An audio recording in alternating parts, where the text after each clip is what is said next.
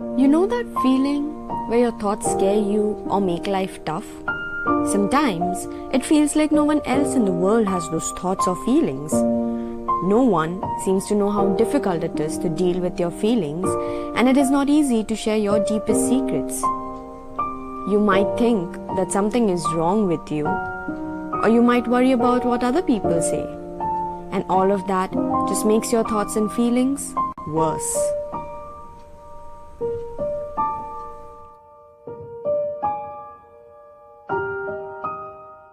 Mental health. It's hard to understand because people can't see it. Mental health is a deeply sensitive and a personal subject.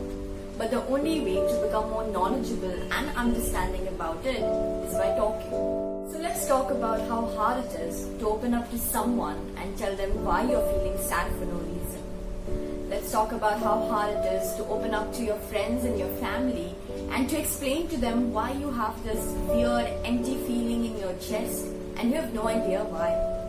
Let's talk about how hard it is to understand why you're having a panic attack when you're just walking your way back home.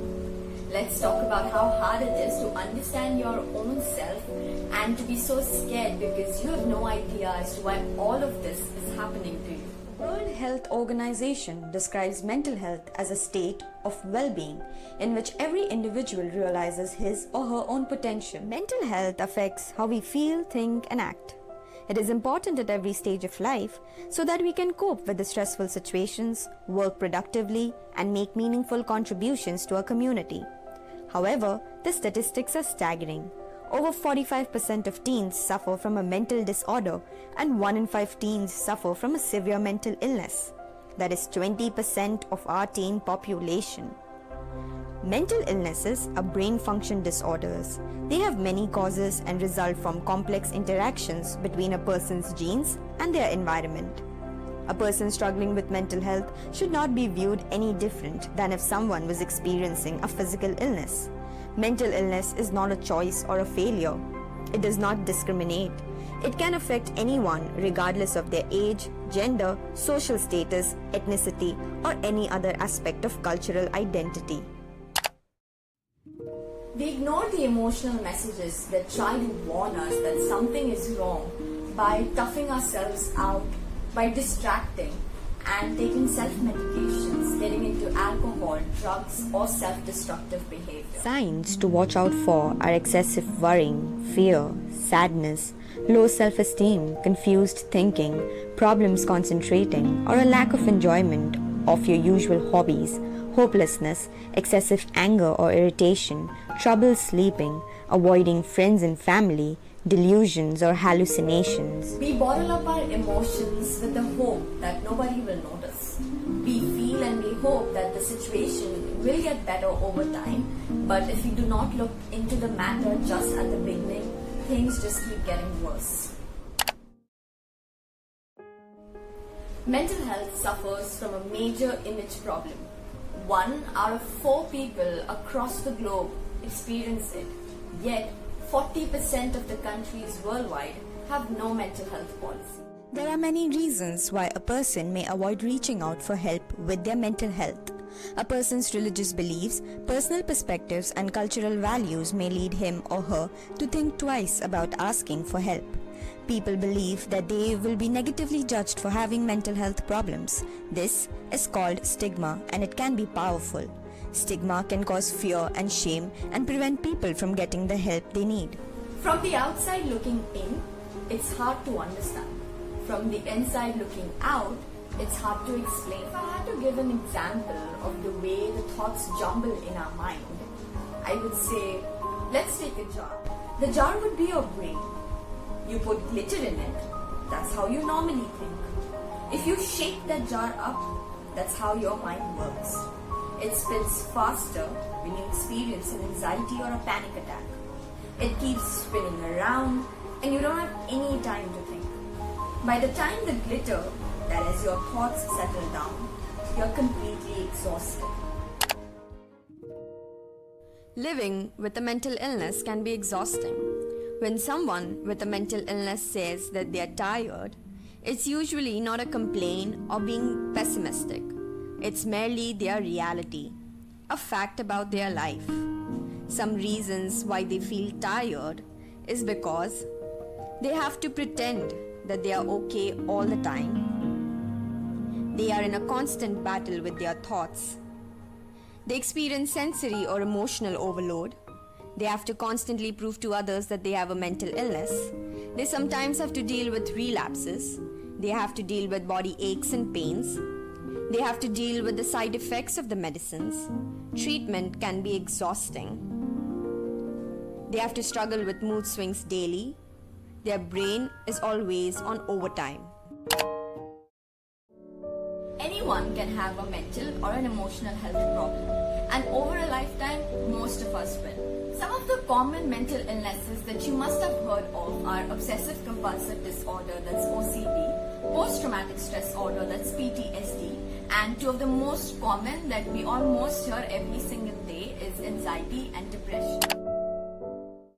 Estimated 300 million people, depression is one of the most common mental illnesses, and it's seen that it generally affects women more than it affects men. People with anxiety disorders frequently experience feelings of excessive fear, worry, and panic in normal everyday life. They may be grocery shopping and feel a wave of terror for no reason at all. Their heartbeat skyrockets, their breathing quickens, adrenaline pumps through their body. Anxiety is believed to start in the amygdala, the brain's so-called fear center, where emotions are processed. Neurotransmitters then alert the sympathetic nervous system of the perceived threat. This is when muscles tense, heart rate and breathing speeds up, and blood flow is reloaded away from the abdominal organs towards the brain. Dear anxiety, you and I go way back, don't we? Before I could even identify what you were, you had already started having an immense impact on me. You move in silence as you strike me with an impending doom. Anxiety is waking up from a dead sleep because your heart is pounding. You make my heart pound against my chest like it's looking for a way out. You tense my muscles up and you quicken my breath. You rush the blood to my brain. I feel sick. I want to vomit. I feel dizzy.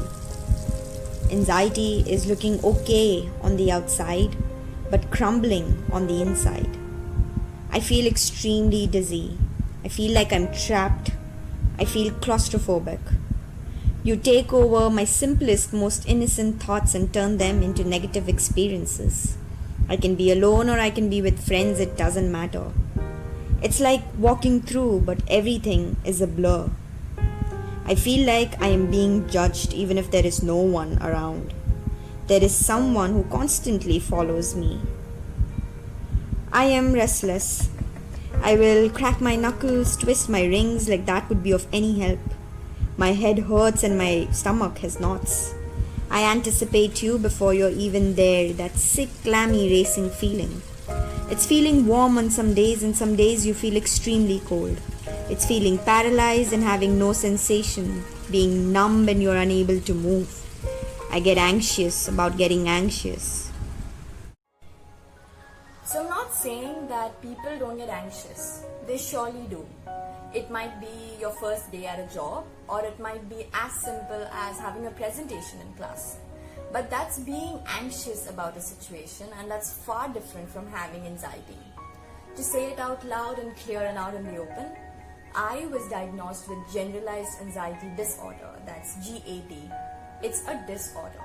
It's not just anxiety because it's far more complex than that. Living in the 21st century, we need to be far more responsible while using terms like depressed and anxious, because we just use it in our daily statements, saying that I feel depressed today just because you had a sad day or because you feel anxious about a particular situation. People who fight from these mental illnesses have it really hard on themselves. It's not a scratch that you can see. All wounds are not visible. So for you, my dear best friend anxiety, I am scared of you, but I will learn to fight you. You are the shadow that never leaves my side, and that's okay. The beauty of anxiety is acceptance, and with acceptance comes strength, and with strength I tell myself that life is beautiful even if it is accompanied with an ugly shadow. Because what is sweetness without a little sour? Light isn't light without darkness. And happiness isn't appreciated without a little bit of you. Yours sincerely, an anxiety survivor.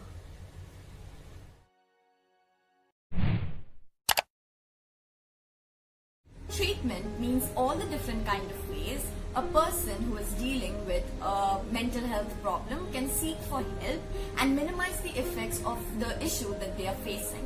That involves psychotherapy and medications. That means you can talk to a psychologist or a therapist with prescribed medication. To sum it all up, I would say that not all of us have a mental illness, but all of us do have mental health. And it is our responsibility to look after our minds just in the manner we look for our body.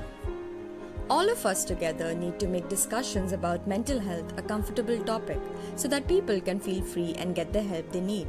Maybe one day we won't have to talk separately about mental health and physical health, but just health. The truth is, each of us has the power to change our culture.